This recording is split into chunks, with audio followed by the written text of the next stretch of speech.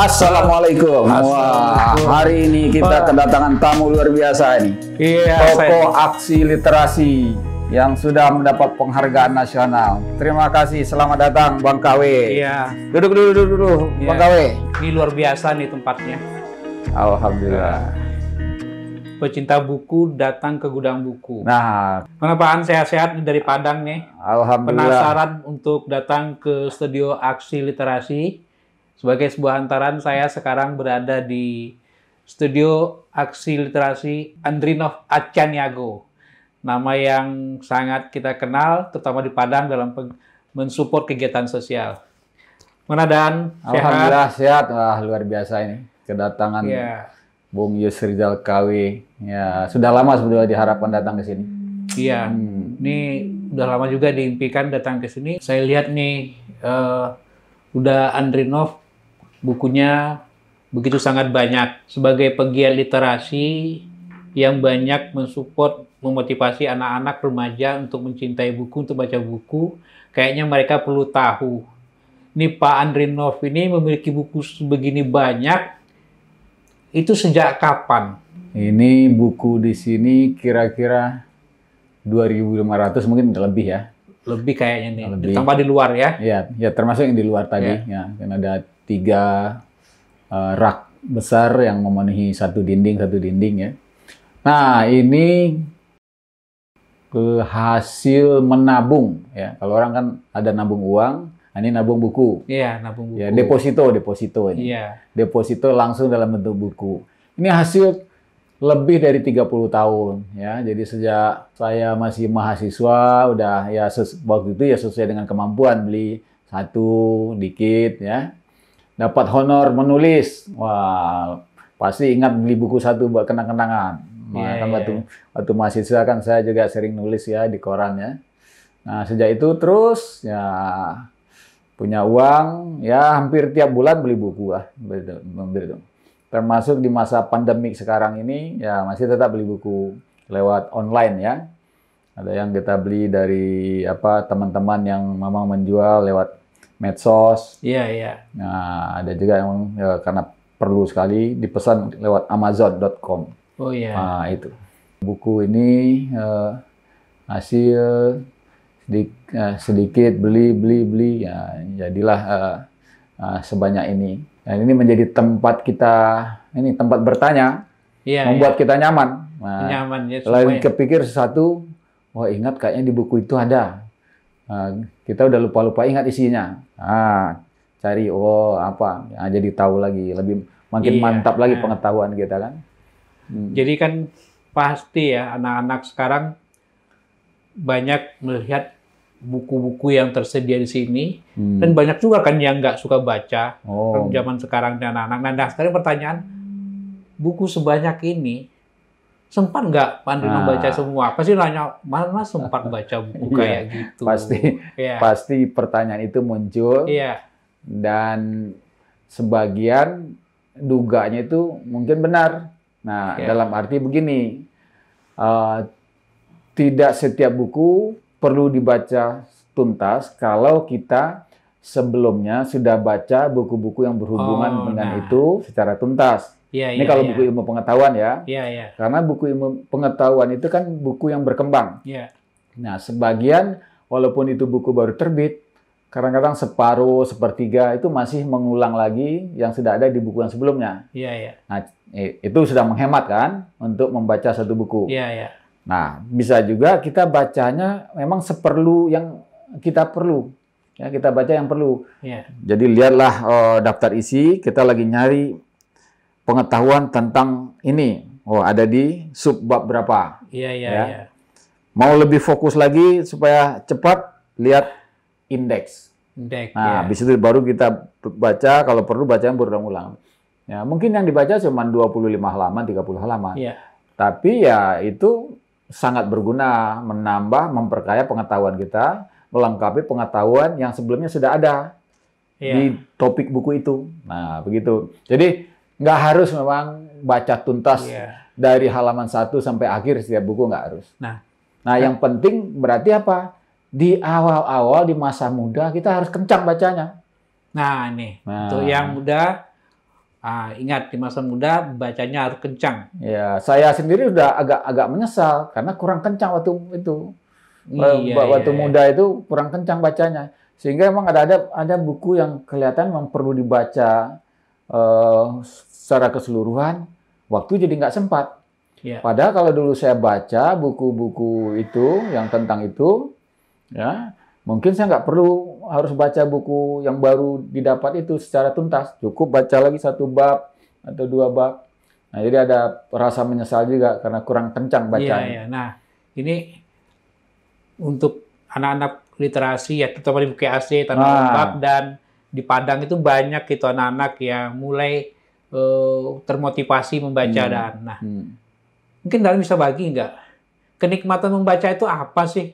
Kok bisa namati buku tebal itu? Kalau kita lihat setiap minggu, udah Andrinov ada buku barunya tebal-tebal bahasa Inggris lagi segala macam gitu. Nah, pasti ada kenikmatan-kenikmatan yang orang lain tidak tahu tapi bisa dirasakan. Nah, betul sekali, soal kenikmatan itu memang ada.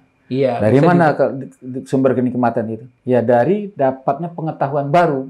Ya. Atau pengetahuan yang sudah diupdate. Ya. Ya, tentang hal yang sama tapi ada perkembangan terbaru. Nah, kita tahu.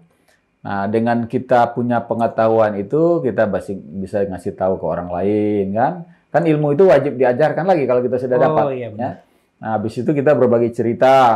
Ada orang yang nggak sempat baca buku itu atau pengetahuannya tentang itu nggak banyak, cuman perlu dikasih tahu, ya, diajak ngobrol ke situ. Mereka biasa senang. Orang senang kita jadi senang, kan begitu. Yang bikin kita bahagia itu kan bikin orang senang dan kita jadi senang juga. Nah, itu yang namanya bahagia kan seperti itu. Jadi nikmatnya punya buku dan kita baca itu di situ. Ilmunya dapat. Habis itu ketika membagi ke orang lain, itu kita juga kepuasan lagi. Di situ nikmatnya. Sekarang gini, Dan, kalau kita lihat anak-anak kan di era digital sekarang ini banyak main handphone segala macamnya yang kita pikir mereka membaca bacaan-bacaan yang bermanfaat. Ternyata mereka menonton hal-hal yang tidak lain. Salah satu pelemahan intelektual kita itu kan hoax ini. Nah, kemudian ada nggak nasihat literasi, nasihat literat untuk anak-anak remaja kita supaya untuk mencintai buku, untuk berkunjung ke toko buku, untuk berkunjung ke perpustakaan, untuk bersilaturahmi seperti orang-orang Pak Andrinov ini. Nah, ini kan tidak ada sekolah juga, tidak ada memang penting ya. Nah, nasihatnya apa? Motivasinya apa nih? Ini penting nih buat adik-adik yang masih muda supaya jangan nanti menyesal kalau sudah berumur ya. Karena itu pasti menyesal ketika ilmu pengetahuan berkembang cepat, ya. Lalu kita tidak akrab dengan pengetahuan itu, ya. Nah, akhirnya kita juga kalau bicara hal-hal yang tidak produktif. Nah, kalau di masa muda juga sudah terbiasa membaca hal-hal yang tidak produktif, yang nggak produktif itu ya medsos yang instan-instan, hoax, ya segala macam, ya. Nah, itu nggak membekali diri dengan pengetahuan. Nanti pembicaraan kita juga nggak berbobot. Kita nggak bisa ikut dalam pembicaraan yang berbobot, yang menambah pengetahuan, yang meningkatkan kreativitas, yang meningkatkan produktivitas. Itu akan dirasakan nanti. Nah, bagi yang melakukan menggunakan waktunya untuk sebagian untuk membaca, ya silakan, sebagian lain mau main, mau apa ya. Tapi setidak-tidaknya ada waktu yang dialokasikan untuk membaca, dan itu bacaannya harus yang mengandung, yang berisi pengetahuan. Nah, sekarang ini ya memang era digital menggantikan buku banyak ya. Tapi tetap menurut saya, kenapa saya masih terus rutin beli buku? Karena membaca yang dari teks, dari buku itu tetap lebih nikmat. Nikmat ya. Karena bisa dibawa kemana aja, bisa sambil rebahan, ya bisa. Dan kadang-kadang jatuh nggak pecah dia. Jatuh nggak pecah, terus bisa dicoret-coret, ditandain kan begitu. Tetap ada kelebihan buku cetak daripada buku fisik, yang e-book itu. Ini satu lagi pertanyaannya, mungkin ini agak menarik karena dia mengajak pecinta buku itu ke masa lalu. Ingat nggak kapan pertama kali membaca buku? Di usia berapa? Oh, membaca buku agak serius ya?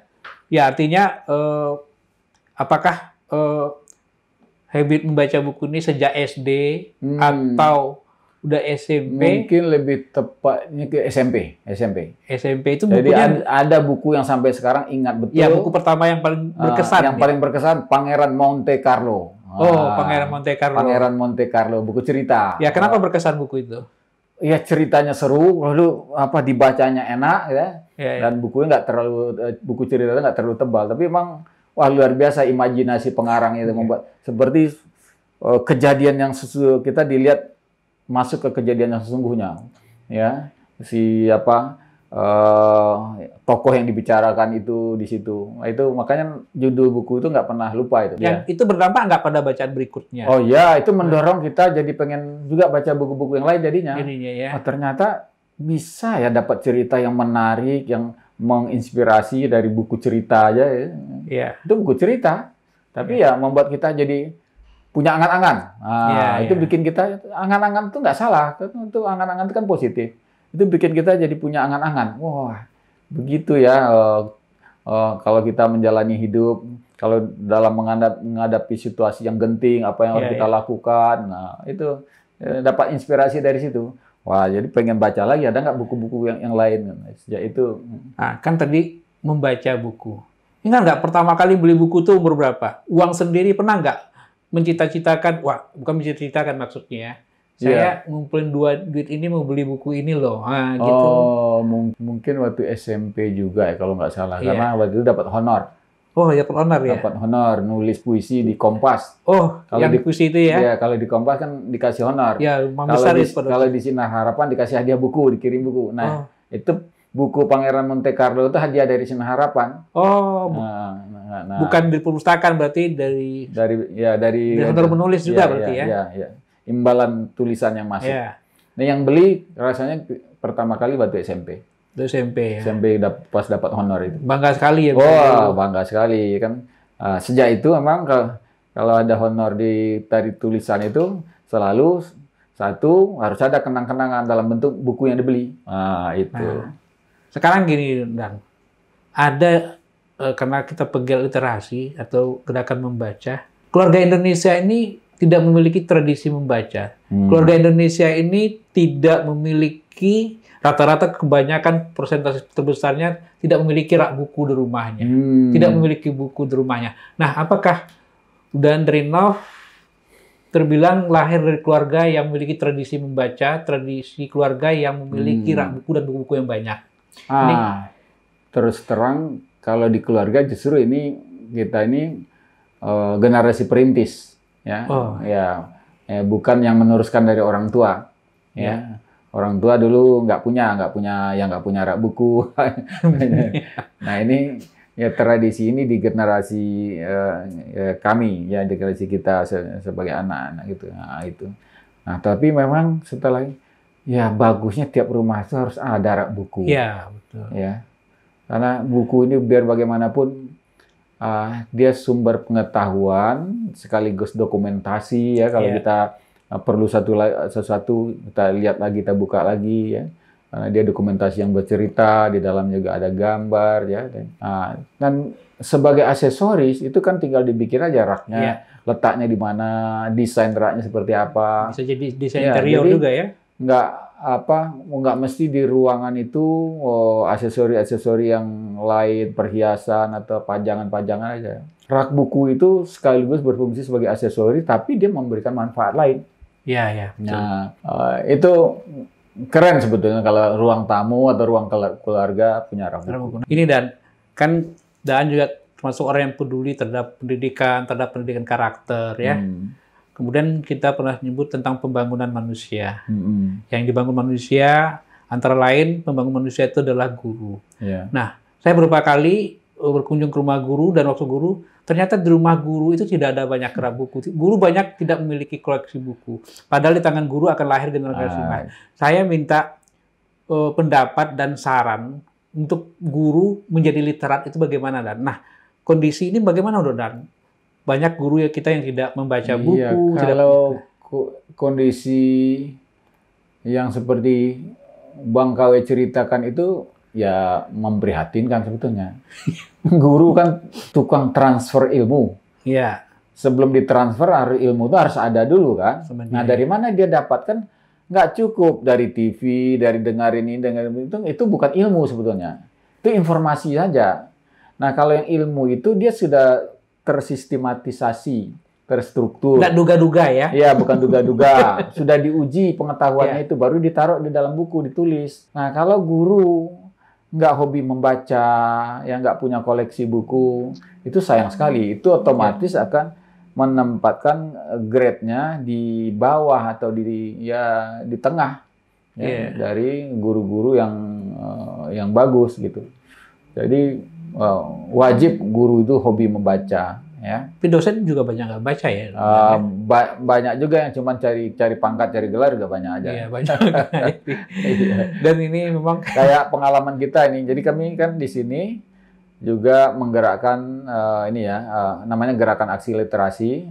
Satu untuk yang kalangan yang sudah matangnya itu diskusi buku. Iya. Yang kedua kita nyumbang buku, ngumpulin, beli juga, terlalu kita sumbang. Ya. Nah, dalam pengalaman kami membuat acara diskusi buku, susah itu mendapatkan dosen ya yang mau jadi pembahas buku. Iya, iya. Itu kan tandanya jarang baca buku. Ya, mungkin baca ya cuman bab-bab tertentu, tapi ya buku bagus pun itu nggak dibaca. Ya, yang kita diskusikan itu kan buku-buku bagus, itu bukan buku sembarang, itu buku yang terpilih. Nah, ditawarkan, dikasih waktu misalnya 1 bulan, ya kan sebulan sebelumnya kita udah informasikan, kita cari calon narasumber kan.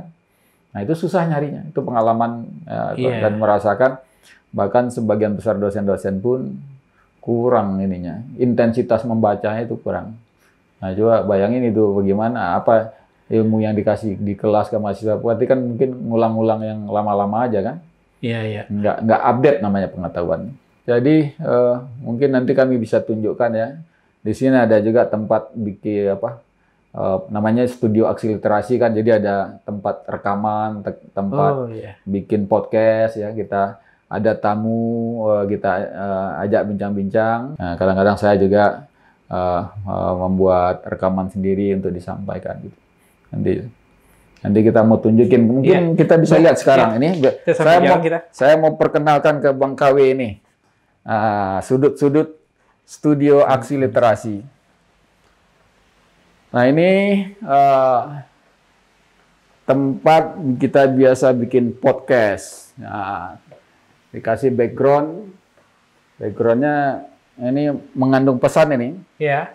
Ini hasil karya pengrajin bambu, sekaligus untuk promosi para pengrajin bambu, mengangkat literasi tentang bambu. Bambu itu potensi yang luar biasa. Iya, iya. Maka logo kita bikin di atas tampah ini. Apa namanya nih? Tampah. Apa kalau di Sumbar namanya niru ya? Niru ya. Ya, kalau di ini namanya tampah ya. Ini kerajinannya. Nah, kita bikin kerjanya. Nama acaranya TOS. Diplesetin singkatan jadi Talks and Sharing. Keren. Nah, itu. Nah, ini satu lagi rak buku. Ini satu baris ini sejarah ini semua nih. Sejarah ya. Ini sejarah nih satu baris. Nah, ini ada stok buku untuk disumbangkan ke taman baca. Oh ya. Jadi dikirim pakai paket, atau kalau saya ke daerah, saya sempat bawa bagasi masih cukup, kita bawa satu, nanti diserahkan langsung. Ini syaratnya apa nih? Yang mau bahas buku sama studio aksi literasi? Kirim informasi aja. Ya. Kasih tahu lebih banyak pengunjungnya, pembacanya itu apa ibu-ibu atau anak-anak remaja atau anak-anak SD. Nah, nanti dipilihkan yang cocok. Ya, nanti dibuatkan satu paket sesuai dengan yang cocok untuk di taman baca itu. Nah, Jadi kadang kami kirimkan lewat paket. Iya. Ada juga yang yang diantar langsung, ya. Ya. Ini banyak buku-buku yang mau dibagikan. Wah. Yang berminat, punya perpustakaan dan kegiatannya aktif ya berarti ya. Ya, Nanti dapat buku malah nggak kepake buku-bukunya ya. Iya. Nah ini ada banyak buku yang untuk dibagikan dalam kemajuan literasi Indonesia. Iya. Ini ada kartu belajar juga. Ini kartu belajar menjelajah Indonesia namanya. Nanti. Ya. Itu. Ini buat anak-anak main ya. Cara belajar sambil bermain ya. Bermain sambil belajar. Nah, ini ada bentuknya kartu. Ini bisa kita bawa ke Padang nih. Iya, bisa. Apa ya? Ya, nanti bawa satu paket. Nah, saya akan membawa satu paket ke Padang buku-buku yang ada di sini. Untuk buku AC terutama. Nah, untuk Bukit AC ya, Taman Baca, Pusat Kegiatan Bukit AC. Ya, dulu sebelum Bukit AC? Tanah Ombak. Tanah Ombak ya? Ya, Tanah Ombak bukunya sudah banyak. Udah banyak ya? Ya. Oke, sekarang Bukit AC lagi. Ya. Luar biasa nih Bang KW ini. Betul-betul pegiat literasi tanpa henti. Terus berkarya ya, mengajak anak-anak muda untuk rajin membaca dan berkreasi ya. Ya, menulis juga. Nah, dan menulis juga. Ya. Nah, ini ada kartu petunjuknya. Di sini isinya nanti ya mengenai gambar-gambar budaya, warisan sejarah ya. Nah, ini nanti kan kalau anak-anak kan belajar sambil bermain kan. Nah, buku ini sebagian kami beli ya di toko buku langsung. Sebagian lagi disumbang oleh simpatisan. Ya. Ada memang buku bekas tapi dipilihin yang bagus-bagus. Ada juga yang nyumbang tuh dia kirim buku baru. Memang buku baru yang masih di plastik. Kita termasuk menyalurkan, ya, menampung lalu menyalurkan. Nah, ini ada buku. Nah, itu tentang satu Andrinov nih. Ya, untuk memotivasi anak-anak. Bagaimana dulu kehidupan Andrinov, seorang anak kampung yang berjuang. Ya, betul. Ya, bahwa sesuatu yang dicapai pada hari ini lihatlah pada masa lalunya. Ada masa lalu Andrinov itu di sini. Iya, di situ. Ya. Nah, catatan jejak langkah perjuangan. Ya, bagaimana menunggu pohon pisang masak. Begitu sulitnya beli goreng pisang ya. Itulah kalau kita literat, kita bisa menulis kisah hidup kita bisa membaca kisah hidup orang lain. Nah, pecinta buku, berbagi buku, dan membaca buku. Aduh, terima kasih luar biasa Bang KW. Demikian tadi dialog obrolan saya dengan Uda Andrinov di studio Aksi Literasi. Ini adalah bagian dari silaturahmi literasi saya dengan Uda Andrinov. Apa-apa yang dibicarakan tadi semoga menginspirasi. Salam literasi.